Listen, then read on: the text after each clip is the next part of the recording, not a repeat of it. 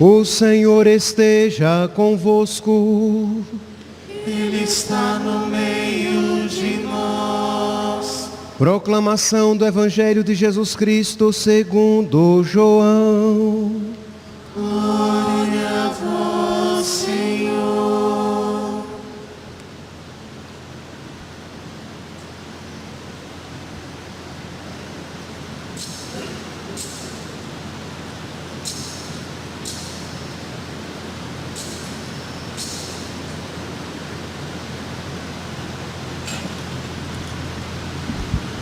Naquele tempo, havia alguns gregos entre os que tinham subido a Jerusalém para adorar durante a festa.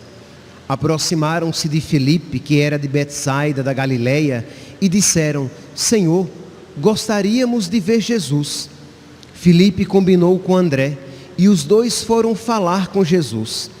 Jesus respondeu-lhes: chegou a hora em que o Filho do Homem vai ser glorificado. Em verdade, eu vos digo, se o grão de trigo que cai na terra não morre, ele continua só um grão de trigo, mas se morre, então produz muito fruto. Quem se apega à sua vida, perde-a, mas quem faz pouca conta de sua vida neste mundo, conservá-la-á para a vida eterna. Se alguém me quer servir, siga-me, e onde eu estou, estará também o meu servo. Se alguém me serve, meu Pai o honrará. Agora sinto-me angustiado. E que direi? Pai, livra-me desta hora? Mas foi precisamente para esta hora que eu vim. Pai, glorifica o teu nome. Então veio uma voz do céu: eu o glorifiquei e o glorificarei de novo. A multidão que lá estava ouviu. Dizia que tinha sido um trovão. Outros afirmavam: foi um anjo que falou com ele. Jesus respondeu e disse: esta voz que ouvistes não foi por causa de mim, mas por causa de vós. É agora o julgamento deste mundo. Agora o chefe deste mundo vai ser expulso. E eu, quando for elevado da terra, atrairei todos a mim. Jesus falava assim para indicar de que morte iria morrer. Palavra da salvação. Glória a vós, Senhor. Honra, glória, poder e louvor a Jesus, nosso Deus e Senhor. Honra, glória, poder e louvor a Jesus, nosso Deus e Senhor. Caríssimos irmãos e irmãs, estamos celebrando o 5º domingo da Quaresma, que antigamente era chamado de primeiro domingo da Paixão, já que a liturgia, toda ela, já o Evangelho apresenta Jesus diante da sua paixão que se aproxima, e a partir de amanhã os textos, todos eles, nos encaminharão para essa perspectiva, para a paixão de nosso Senhor que se aproxima. As imagens já estão veladas, os crucifixos estão velados, como um sinal de que a penitência, ela se intensifica. Nós agora penitenciamos também o nosso olhar, privando-nos da imagem e da consolação que as imagens e o crucifixo nos oferecem. Pois bem, então nós estamos nos aproximando da paixão de nosso Senhor. Como eu disse, hoje normalmente era chamado de primeiro domingo da paixão, o domingo de Ramos era chamado de segundo domingo da paixão e o domingo posterior, o domingo de Páscoa. Pois bem, no Evangelho de hoje nos é apresentado esse texto retirado do capítulo 12 de São João, em que a perspectiva é a seguinte: se vocês estão acompanhando os textos litúrgicos da semana, está havendo um gradual afastamento de Israel com relação a Jesus. As autoridades judaicas, os fariseus, os saduceus, os doutores da lei, os chefes do povo estão cada vez mais se afastando de nosso Senhor. Em contraposição, os pagãos se aproximam. Diz aqui o Evangelho que havia alguns gregos, pagãos, alguns gregos entre os que tinham subido a Jerusalém para adorar durante a festa. Aproximaram-se de Filipe e disseram: queremos ver Jesus. Provavelmente, esses gregos eram prosélitos, isto é, entre os judeus existiam aqueles que, embora não fossem judeus, seguiam a lei dos judeus, adoravam o Deus dos judeus. Então, muito provavelmente são prosélitos e eles querem ver nosso Senhor. Tiago e André levam então esses gregos a Jesus. E é interessante, meus santos, é quase que meio constrangedora a resposta que Jesus dá. Que imagine, os gregos vão procurar, eles querem ver Jesus, e quando se encontram com nosso Senhor diz: chegou a hora, versículo 23, João capítulo 12, versículo 23, chegou a hora em que o Filho do Homem vai ser glorificado. Mas entendamos aqui, para São João, Jesus Cristo foi glorificado quando foi elevado na cruz. Foi ali, na cruz, que ele atraiu todos a si. Foi assim que nós terminamos o Evangelho de hoje, quando Jesus diz assim: e quando eu for elevado da terra, atrairei todos a mim. Jesus falava assim, para indicar de que morte haveria de morrer. Então, quando os gregos vão a Jesus, Jesus diz: agora chegou a hora de o Filho do Homem ser glorificado. Jesus então está anunciando a glória de Deus na sua vida, que significa a cruz. E nós vemos aqui a docilidade de nosso Senhor, a obediência de nosso Senhor em aceitar a vontade de Deus para a sua vida. E ele continua: em verdade eu vos digo. Quando vocês encontrarem essa expressão, em verdade, é porque o que vem depois é algo muito importante. Então Jesus diz em versículo 24, João capítulo 12, versículo 24, em verdade eu vos digo, se o grão de trigo que cai na terra não morre, ele continua um grão de trigo, mas se morre, ele produz muito fruto. Jesus, ele se compara a esse grão de trigo que veio à terra para morrer, fazendo a vontade de Deus.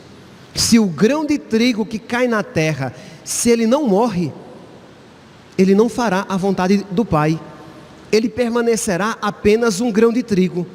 Mas se ele morrer, ele produzirá muito fruto. Aqui, meus irmãos, Jesus, a postura de nosso Senhor deve ser iluminadora para nós, porque qual é, infelizmente, a nossa postura habitual diante do sofrimento? Nós sempre compreendemos o sofrimento apenas no aspecto de dor, apenas no aspecto de contraposição à minha vontade, apenas no aspecto negativo. Mas nós precisamos, e isso precisa ser uma sabedoria do alto, uma inteligência do Espírito. Nós precisamos pedir a Deus que nos conceda essa inteligência, essa sabedoria, para que a nossa postura diante do sofrimento seja diferente. Senão nós sempre sofreremos como os pagãos, não como os cristãos, não como Cristo.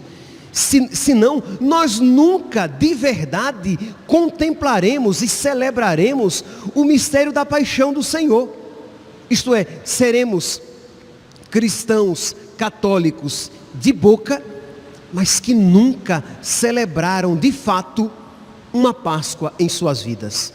Porque como é que eu posso negar a cruz na minha vida e celebrar a cruz na vida de nosso Senhor? Se eu de verdade enxergo a glória do Pai na cruz, em Jesus crucificado, eu estou apto também a contemplar a glória de Deus nas cruzes da minha vida.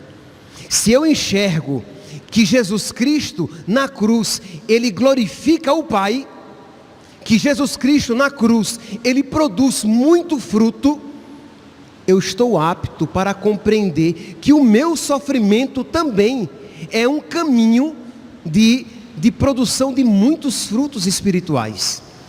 Mas se eu me fecho para receber esta graça, eu também não a contemplarei na vida de Cristo.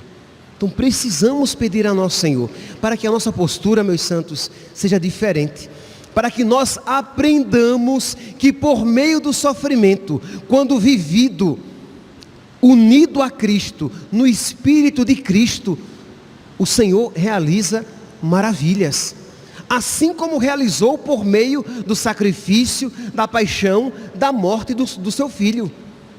Eu dizia ontem, né? Dei um exemplo muito rápido, mas faço questão de repetir, para que isso fique bem claro entre nós, que eu estou lendo, terminei ontem, a autobiografia de um bispo americano, Fulton Sheen, e ele falando a respeito do pregador, né, falando a respeito de uma experiência que ele teve no retiro. Ele falou que existia um homem, um médico, ateu, não acreditava em Deus e odiava a Deus. Quer dizer, ele não era apenas ateu, ele era inimigo de Deus. E a sua esposa era católica. Sua esposa, vendo que o seu marido era ateu e odiava a Deus, ela ofereceu a Deus a sua vida para a salvação do seu marido. Pediu a Deus que enviasse sobre ela todos os sofrimentos, para que de alguma maneira os sofrimentos dela, os sofrimentos unidos aos sofrimentos de Cristo, se tornassem redentores e salvassem o seu marido. Depois de um tempo, ela é acometida por uma doença que a deixa de cama, num sofrimento grande, durante 10 anos. Durante 10 anos, o marido dela, ateu, odiando a Deus, e ela em cima de uma cama, morrendo com dor. Um dia antes da sua morte, ela chama o seu marido e diz: você vai ser padre dominicano. Imagine, ela não falou que ele iria apenas se converter. Você vai ser padre dominicano. E o marido ouviu, achou que ela estava delirando devido às dores. Disse: mas eu sou ateu. Ela morre. Ele, depois, vasculhando as suas coisas, ele encontra uma folha, o testamento dela, em que ela dizia que ela, entre aspas, comprava a alma do seu marido com as suas dores, que ela entregava a Deus a sua vida, para que todos os sofrimentos viessem sobre ela, desde que ele se convertesse. E este padre, e este homem, que se tornou padre dominicano, estava pregando o retiro para este arcebispo, para este bispo, Fulton Sheen, cuja biografia eu terminei ontem. Então, só para vocês entenderem o valor do sofrimento. Então, agora o Filho do Homem vai ser glorificado, porque quando o grão de trigo cair na terra e morrer, ele produzirá muito fruto. Então, isso que Jesus disse a respeito dele e do mistério da sua elevação, ele também disse àqueles gregos que vieram encontrá-lo e a nós, porque imediatamente depois Jesus vai dizer, versículo 25: quem se apega à sua vida, perde-a. Quem quer a todo custo ser feliz, quem quer a todo custo se realizar nesse mundo, vai se dar mal. Não será feliz nem neste mundo, nem no outro. Quem quer a todo custo se livrar da cruz, tornou-se inimigo da cruz. Vai ser danado, perdido neste mundo e por toda a eternidade. Mas quem faz pouca conta, como é que ele diz aqui? Mas quem faz pouca conta da sua vida neste mundo, conservá-la-á para a vida eterna. Meus irmãos, eu sei muito bem que nós, por nós mesmos, que eu, por mim mesmo, eu não consigo fazer pouca conta da minha vida. Se eu não for assistido pela força do alto, se eu não for ajudado pela luz de Deus, eu sempre vou fugir da dor e buscar o prazer. E aqui, quando eu digo fugir da dor e buscar o prazer, eu não me refiro necessariamente às coisas ilícitas. Eu me refiro o quê? A uma vida meramente natural. Isto é, quem procura as coisas boas e foge das cruzes. Mas se eu for iluminado pelo alto, eu vou aprender que muitas vezes, que não poucas vezes, quando eu abraço a cruz, eu de verdade estou abraçando a vida, porque eu estou abraçando o crucificado. Eu sou o caminho, a verdade e a vida. Não há, meus santos, como abraçar a vida, a verdadeira vida neste mundo, sem abraçar a cruz. E não há como abraçar a cruz e não querer perder-se, e não aceitar morrer, e não aceitar experimentar frustrações neste mundo, e não aceitar a renúncia necessária a não poucas realidades no nosso viver. Quem quiser me seguir, Jesus vai dizer hoje, no evangelho de hoje, imediatamente a isso ele vai dizer o quê? Se alguém me quer servir, siga-me, e onde eu estiver, estará aquele que me serve. E onde é que Jesus está? No alto da cruz. Meus irmãos, nós precisamos suplicar, mas suplicar de joelhos. Nós precisamos suplicar humildemente, mas nós precisamos compreender que precisamos suplicar. Porque o problema, o maior problema, não é saber que eu preciso suplicar a força do alto para me desapegar de mim mesmo. O grande problema é que há muitos cristãos católicos que acham que não precisam suplicar esta graça, que nem se deram conta de quão apegados são à própria vida, e que, se não estiverem dispostos a renunciá-la, vão perdê-la por toda a eternidade. Mas se a perderem, vão tê-la por todo sempre. Então esta é a nossa fé, e é para isso que nós estamos nos preparando durante toda a quaresma. Porque esse mistério da paixão, morte e ressurreição, ele passa necessariamente pela cruz. E se nós não compreendermos, mas não compreendermos na fé, não compreendermos espiritualmente, não apenas intelectualmente, mas espiritualmente, nós nunca celebraremos de verdade uma Santa Páscoa na nossa vida. Você pode estar presente nas celebrações, você pode dizer às pessoas Feliz Páscoa, e você pode cantar todos os aleluias, mas você nunca terá celebrado uma Páscoa. Por quê? Porque você é inimigo da cruz. Então peça a nosso Senhor na sua confissão. Se você precisa se confessar, tem um sacerdote lá fora, vá se confessar. Se você está em estado de graça, isso não significa que você está em estado de santidade evoluída. Você provavelmente está em condições para receber o sacramento, mas ainda com a alma nanica, pequena, atrofiada, não evoluída. Peça a nosso Senhor, ao receber a Eucaristia, dizer: Jesus, eu por mim mesmo, eu não consigo me desapegar. Eu por mim mesmo, eu não tenho em pouca conta a minha vida, mas pelo contrário, Senhor, eu me dou valor por demais. Me ajude, Senhor, para que eu aprenda a me renunciar. Me ajude, Senhor, para que eu aprenda a me renunciar e te seguir e permanecer contigo na cruz para que contigo eu possa estar na glória. Que quem com Cristo não quer estar na cruz, com Cristo também não estará na glória. Mas é verdade, e aqui é importante que você veja com clareza a sua debilidade e a sua limitação, isto é, que você veja que você, diante dessa proposta, você teme e treme, porque Jesus também tremeu. Isto é, Jesus, ele assumiu as nossas misérias de tal maneira que ele quis experimentar na sua humanidade a nossa fragilidade. Versículo 27, João, capítulo 12, versículo 27. Eu agora me sinto angustiado. Palavra de nosso Senhor. Eu agora me sinto angustiado. O Evangelho de São João, ele não apresenta a agonia de Jesus como os sinóticos lá no Horto das Oliveiras, quando Jesus, angustiado, suava sangue. O evangelista apresenta a angústia de nosso Senhor aqui.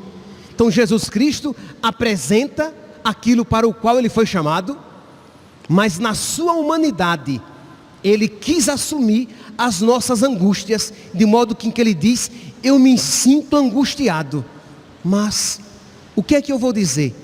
Pai, livra-me desta hora? Não, foi exatamente para esta hora que eu vim. Pai, glorifica o teu nome. Versículo 27 e 28, João, capítulo 12, versículo 27 e 28. Pai, glorifica o teu nome. É isso que nós rezamos todos os dias no Pai Nosso. Seja feita a vossa vontade. Venha a nós o Pai nosso que estás no céu, santificado seja o vosso nome. Venha a nós o vosso reino, seja feita a vossa vontade. Santificado seja o vosso nome, glorificado seja o vosso nome. Venha a nós o vosso reino, seja feita a vossa vontade. Lá no Horto das Oliveiras, Jesus diz o que? Pai, se é possível, afasta de mim este cálice. Todavia, seja feita a vossa vontade. Glorificado seja o vosso nome. Percebe aqui, meus santos, que também Jesus mostra, ele assumiu a nossa humanidade e ele quis experimentar na sua humanidade verdadeira as nossas fragilidades e limitações para redimi-las, para divinizá-las. Então, seja feita a vossa vontade, glorificado seja o vosso nome, porque foi exatamente para isso que eu vim. Na segunda leitura de hoje, retirada da carta aos Hebreus, nós vemos este mistério dessa oração de Cristo, que nós vimos aqui de uma maneira velada, nesse eu me sinto angustiado, todavia, Senhor, glorificado seja o teu nome. Diz aqui a carta aos Hebreus: Cristo, nos dias da sua vida terrestre, dirigiu preces e súplicas com forte clamor e lágrimas àquele que era capaz de salvá-lo da morte. Isto é, durante toda a sua vida, Jesus rezou, mas de um modo especial, na sua paixão, Jesus dirigiu preces e súplicas com forte clamor e lágrimas. Está aqui fazendo menção a esta angústia de nosso Senhor, àquele que era capaz de salvá-lo da morte, e ele foi atendido por causa da sua entrega a Deus. Hebreus capítulo 7, capítulo 5, versículo 7. E ele foi atendido por causa da sua entrega a Deus. E ele foi atendido por causa da sua entrega a Deus. Como ele foi atendido? Jesus Cristo, ele morreu na cruz. Ele dirigiu preces e súplicas com forte clamor e lágrimas àquele que era capaz de salvá-lo da morte. Mas ele morreu. Mas a palavra diz que ele foi atendido. Sim, meus santos, ele foi atendido. Ele foi livre da morte. Porque nós podemos ser livres do perigo da morte de três maneiras. Eu posso ser livre do perigo da morte quando nem sequer o perigo eu experimento. Isto é, quando na minha vida eu nunca tive ocasiões de perigo de morte. Sempre foi uma vida tranquila. Eu posso ser livre do perigo da morte quando experimentando a sua proximidade, quando experimentando o seu perigo, eu por ela não sou tocado. Então o primeiro é o que? Eu nem sequer experimento o perigo da morte. O segundo, eu experimento o perigo, mas não a morte, ela não me toca. E o terceiro, o mais profundo, é quando pela morte eu sou tocado e dela eu passo recebendo uma nova vida. E foi neste sentido que Jesus foi atendido, porque a prece que ele fez, ele deixou para que Deus a realizasse como bem lhe aprovesse. Aqui Jesus nos ensina, meus santos, este exemplo maravilhoso de oração. Isto é, quando nós rezamos nas nossas angústias, nos nossos medos, nas nossas dores, nas nossas fragilidades, nas tempestades da nossa vida, nós rezamos e apresentamos a Deus a nossa situação e deixamos que Deus haja segundo a sua vontade, sabendo que sempre seremos atendidos. Deixamos que Deus faça como melhor lhe aprouver, mesmo que não seja, que não venha ao encontro das nossas expectativas, mas sabendo que as nossas preces são sempre atendidas, mesmo quando a cruz nós precisamos beijar. Meus santos, nós estamos nos aproximando do mistério da paixão. No próximo domingo nós já iremos iniciar a Semana Santa. No próximo domingo, com o domingo de Ramos e da Paixão do Senhor, nós iremos iniciar esta Semana Santa, essa grande semana de preparação para a Páscoa. Mas como iremos nos preparar para a Páscoa, se no nosso coração houver uma profunda inimizade com a cruz? Peçamos a Deus, peçamos nesta missa, peçamos para nós e peçamos para os nossos, que Deus nos conceda a sabedoria da cruz.